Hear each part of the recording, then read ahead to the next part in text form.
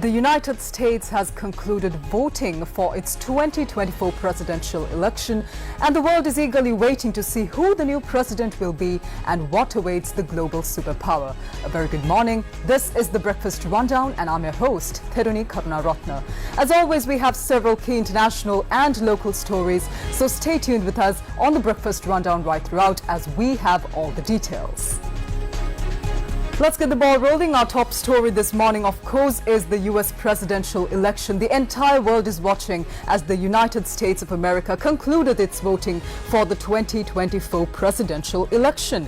It was held on the 5th of November, that was yesterday, and we have two candidates this year, Republican candidate Donald Trump and Democratic candidate Kamala Harris. Now, vote counting is ramping up as polls closed in the key battleground states of Georgia and Pennsylvania. Results of some of the states have come in by now. Donald Trump has won his home state of Florida as both he and Kamala Harris picked up several U.S. states. Now, Democratic nominee Kamala Harris and her Republican rival Donald Trump are both trying to make history in two different ways in the 2024 presidential election. Harris is hoping to become the first female president of the United States, while Trump is vying to be the only second former president to win a non-consecutive second term, and this is after Grover Cleveland in 1892. Harris and Trump each need at least 270 electoral votes to win the presidency. The battleground states of Georgia, Arizona, Pennsylvania, Michigan, Wisconsin, North Carolina and Nevada are seen as a pivotal path to their victory. Well, Republican Donald Trump won Indiana, Kentucky and West Virginia, while Democrat Kamala Harris captured Vermont as polls closed for the first 9 U.S. states, including critical Georgia and North Carolina. Now, nearly three-quarters of voters say that American democracy is under threat, and that is according to preliminary national exit polls from Edison, reflecting the nation's deep anxiety after a contentious campaign.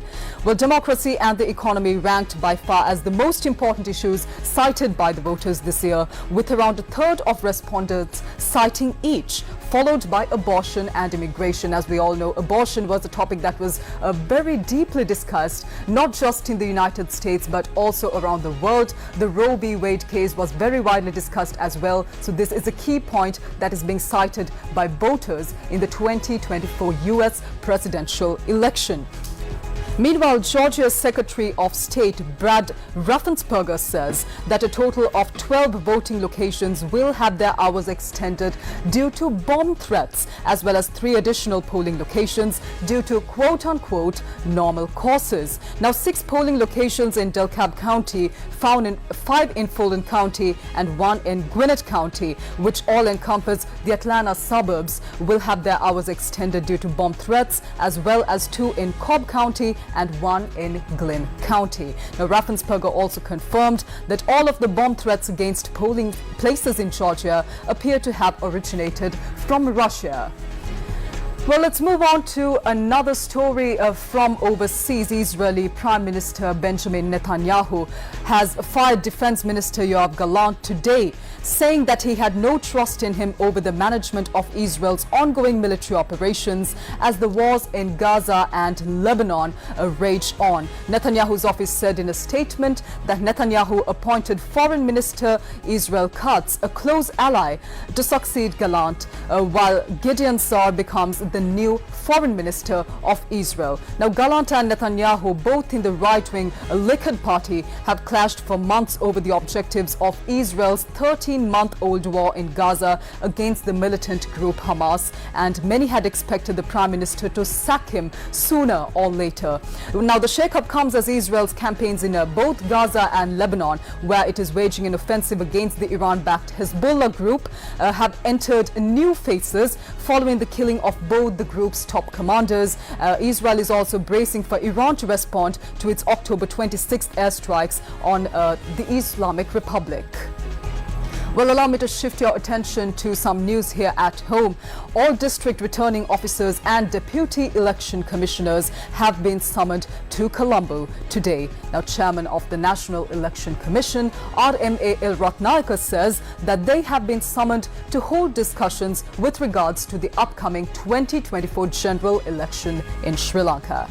It is reported that attention will be paid to several matters, including the establishment of polling stations, the vote counting process, as well as directing state sector employees accordingly.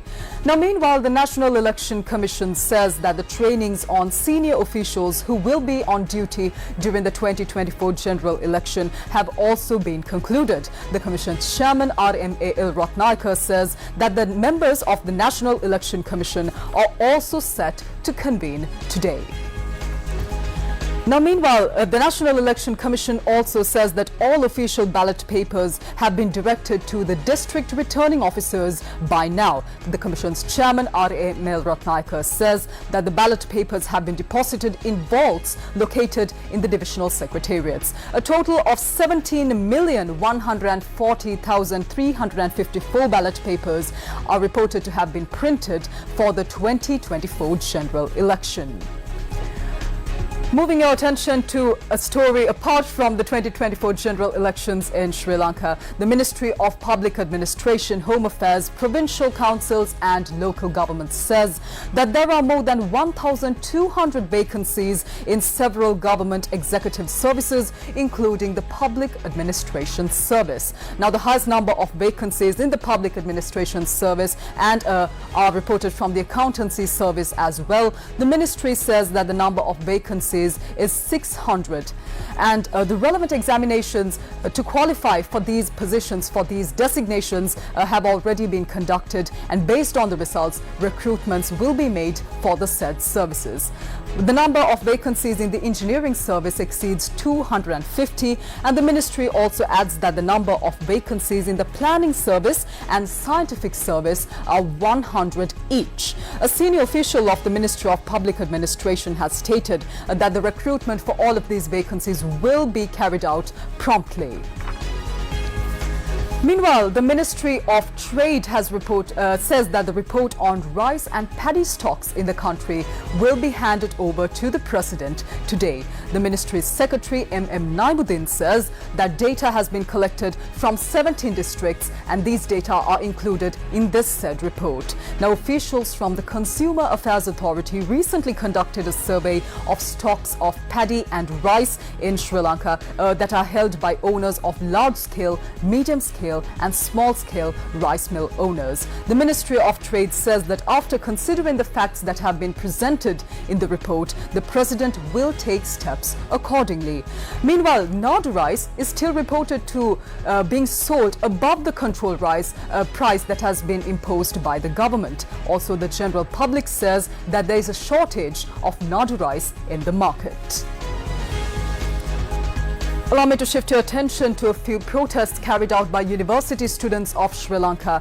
Protests were held by multiple state university students across the island. Last evening, the main students' union of the University of Sri Jayawardena engaged in a protest. Now, they demanded immediate action to curb conspiratorial measures aimed at suppressing university students. They demanded immediate action to curb conspiratorial measures that have been aimed to suppress the demands raised by student unions. The protest march arrived at the Vihara Mahadevi Park and proceeded to march towards the University Grants Commission of Sri Lanka. The group engaged in the protest there, and later 6 students were granted the opportunity to go and hold discussions with officials of the University Grants Commission, and following these discussions, the protesters of the University of Sri Jayawardena dispersed.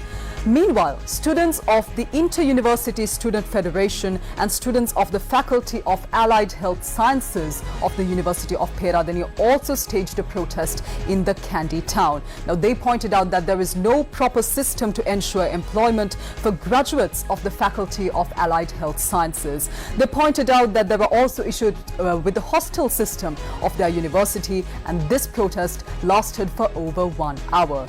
The third protest was a torch protest. This was staged last evening by the main students' union of the University of Therunee.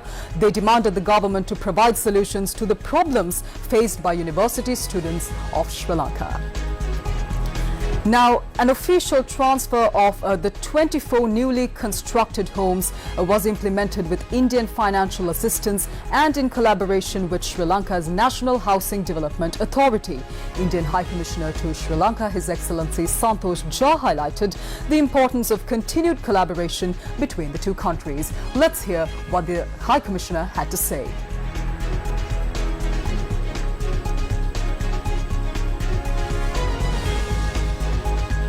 Close to 50,000 houses have been constructed and handed over under the flagship Indian housing project in the northern and eastern provinces and the plantation regions of Sri Lanka.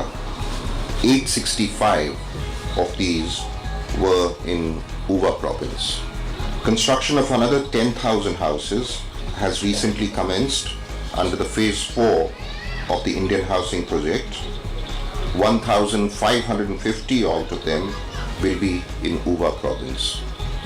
There are also housing initiatives underway under the High Impact Community Development Project framework for projects of cost up to 600 Sri Lankan rupees.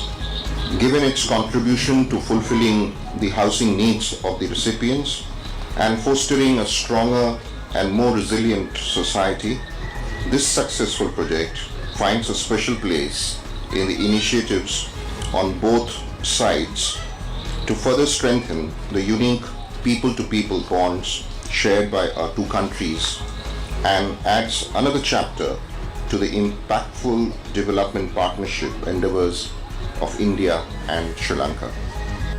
Time for a weather update this morning. The Department of Meteorology says that showers or thunder showers will occur at several places in the central, Sabaragamuwa, Uva, southern and western provinces during the evening or night. Now, fairly heavy showers above 50 millimeters are likely at some other places. Several spells of light showers may occur in the northern and northwestern provinces. Misty conditions can be expected at some places in the western, Sabaragamuwa and central provinces and in the Galle and Mathura districts during the morning hours as well. And as always, the general public is requested to take adequate precautions to minimize damages caused by temporary localized strong winds and lightning during thunder showers. We have a sports story coming up this morning. 29 Sri Lankans have registered for the upcoming IPL 2025 mega auction, which will take place in Saudi Arabia on the 24th and 25th of November 2024. The IPL player registration officially closed on the 4th of November with an impressive total of 1,574 players signing up to be part of the Mega Tata IPL 2025 player auction. Out of these 1,574 players, 1,165 are Indian and 409 are from overseas. The list includes 320 capped players, 1,224 uncapped players and 30 players from associate nations. Well, that brings to a close this morning's edition of the Breakfast Rundown on TV1. I'm Therunee Karunaratne. I'll see you tomorrow at 7 a.m. on TV1. Until then, take care. Have a wonderful day ahead.